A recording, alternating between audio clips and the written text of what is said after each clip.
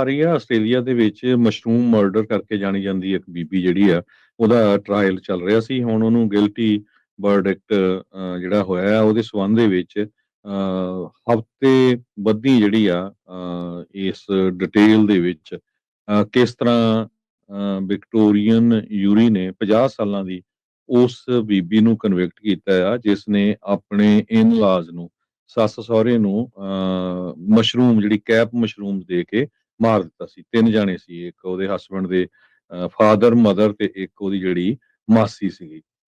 ਸੋ ਇਹਦੇ ਨਾਲ ਕਹਿੰਦੇ ਜਿਹੜੇ ਕੈਪ ਮਸ਼ਰੂਮ ਹੁੰਦੀ ਆ ਤੇ ਜਦੋਂ ਬੰਦਾ ਖਾ ਲੈ ਤੇ ਤੁਹਾਡੇ ਜਿਹੜੇ ਆਰਗਨ ਸਿਸਟਮਸ ਆ ਉਹ ਸ਼ਟ ਡਾਊਨ ਹੋ ਜਾਂਦੇ ਹੈਗੇ ਆ ਤੇ ਬਹੁਤ ਵੱਡਾ ਰਿਸਕ ਹੁੰਦਾ ਮਰ ਜਾਣ ਦਾ। ਸੋ ਤਿੰਨੇ ਜਾਣੇ ਜਿਹੜੇ ਟ੍ਰਿਪਲ ਮਰਡਰ ਟ੍ਰਾਇਲ ਸੀਗਾ ਸਬਜੈਕਟ ਟੂ ਗੋਲਿਸ਼ ਫੈਸੀਨੇਸ਼ਨ।